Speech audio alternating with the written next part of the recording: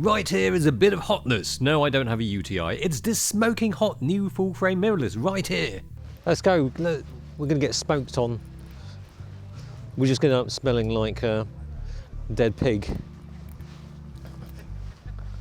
Anyway, yes, today I'm looking at a Panasonic S5. It's all about entry-level cameras, and this is what this is. But entry-level doesn't mean it's rubbish. It's actually quite good. Let me show you why. So I'm actually being filmed on an S5, and I've got an S5, so we've got two S5s here, testing it out, filming me, filming myself. I'm going to be vlogging with this because this is what it's going to be good for, because it's got one of these. Tilty flippy screen. It's just like a GH5, or it's kind of like their S1s, but it's much smaller. Check that out. It's actually smaller than a GH5. Oh, look at how small it is, it's tiny. Smaller than a GH5. I mean, how do they do that? Smaller than a GH5, and they crammed a full frame sensor in that. It's either that this is incredible, an incredible bit of engineering, or the GH5 is just a bit too overweight. Or a bit of both. Nah, the GH5 is not tiny for Micro Four Thirds, but it has a good balance in keeping a decent size and still having good ergonomics. I've been informed that this used to be some sort of meat market. Now I know a nightclub in my hometown which was a bit of a meat market, but I think there's a different kind of meat market here. Big clock. I mean, in terms of ergonomics, if you used a GH5, you'll feel right at home. Buttons, dials, very similar. I wish it had the same kind of mode dial lock because it does rotate quite freely, and you might accidentally knock it and end up taking photos. But different to the GH5, you might actually want to take photos using this because full frame goodness. Let's take some photos first. Mirrorless sized and not just a camera for videos. Excellent start. So it has a 24 megapixel sensor, which is all right. It's pretty much the standard thing these days.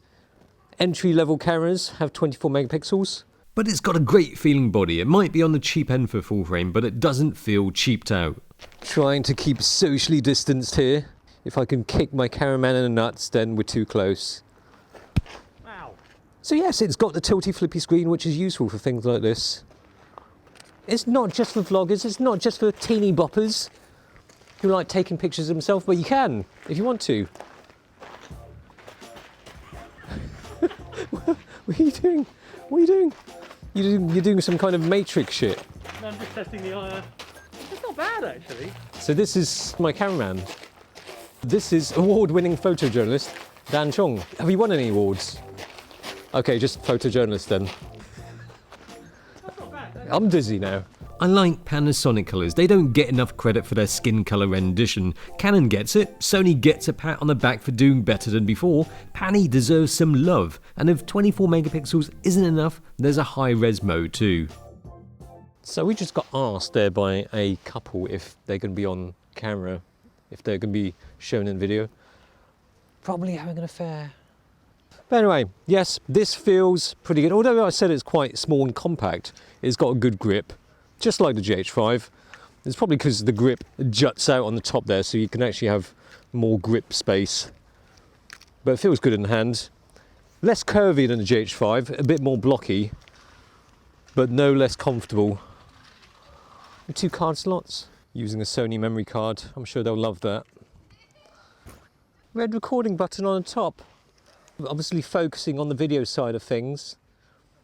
We're in the bush, and Dan is going to do another IS test with the boost on max. Boosted, it's respectable, but perhaps tries a bit too hard to counteract for the movement. I mean, one thing that I find with Panasonic, especially the GH5, image stabilization is fantastic. Same with the S1s, really good for a full frame sensor. This, I'm hoping is going to be good because this could be a really good vlogging camera. Need good IS. You're out of breath now. You're breathing heavy. That's just magnetic attraction to the camera. Yes, I'm hoping so.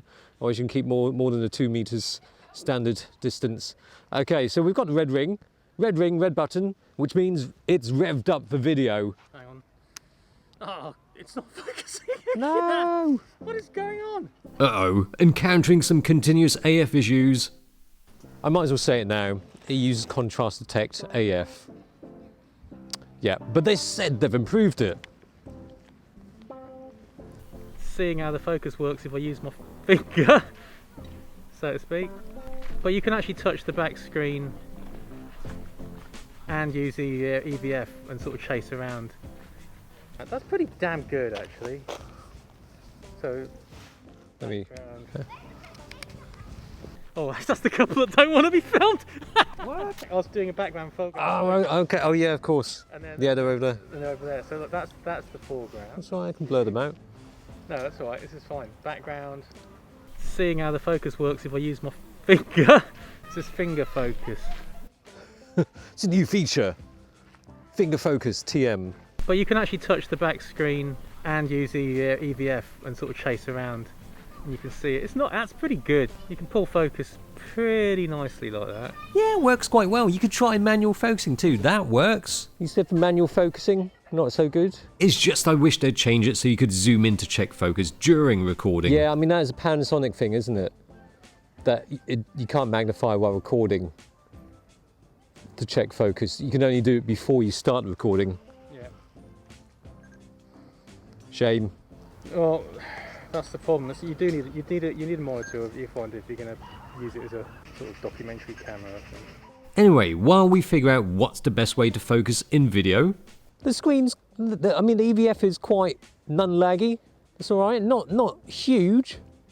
and rolling shutter is looking good. They've kept it to quite a low amount. So you do have different menus for stills and video mode. Stills, you get the still and the video menu. With video, you just get the video menu. You can also save different picture profiles and exposure settings for the different modes too, in a logically named Creative Video Combined Set menu. Got face, eye, animal, and body detection, so it should work even when you're not facing the camera. It should detect your body if you want to take photos of people's backs. Can it detect my body? Is it focusing? Yeah, run. Run.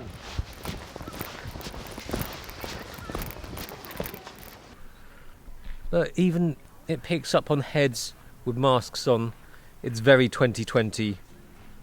How in trend it is.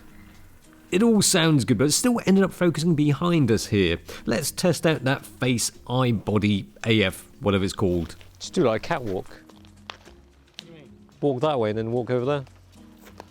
The box for detecting a head or body works well, even with face mostly covered, while eating a snack. A handy way of having a sneaky snack, isn't it? But we were finding that although the focus square was showing up on the right place, sometimes the focus wasn't keeping up, with mask on or off. It sometimes takes a bit of time to follow with a focus. But you know what? There's a hack. Sort of. So what we're doing now, apparently the autofocus should be better in 4K 50 and 60 versus 24, 25, 30. Let's check it out.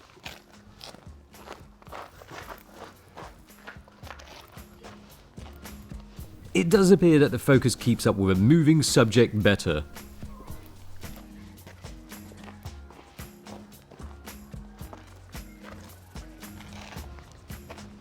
Kind of doesn't make sense when you think about it, 4K 50 and 60, better focus, but it kind of does. It's taking more frames per second, so it should be focusing for each frame.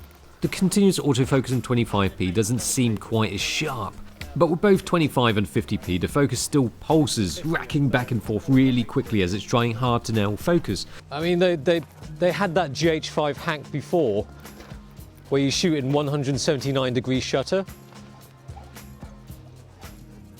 Don't know if that makes a difference. Now, I vlog quite often in a faster shutter speed, and I find that GH5 focus is alright these days.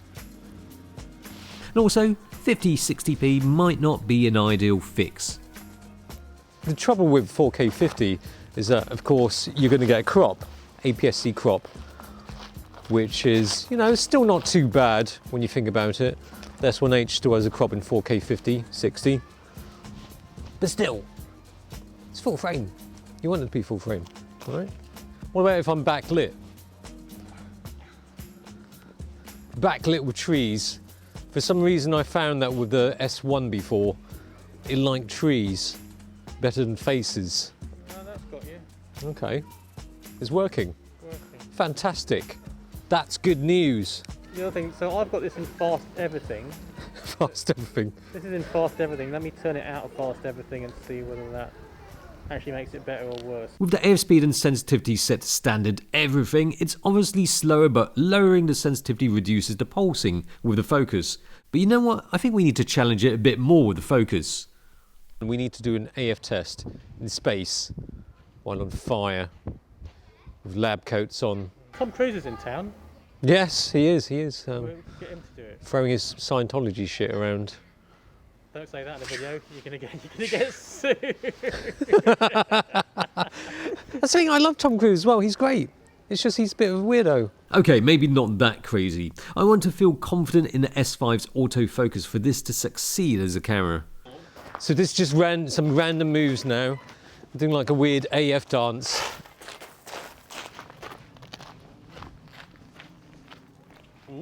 It's good, is it? Let's not go over there. There's a cheating couple over there.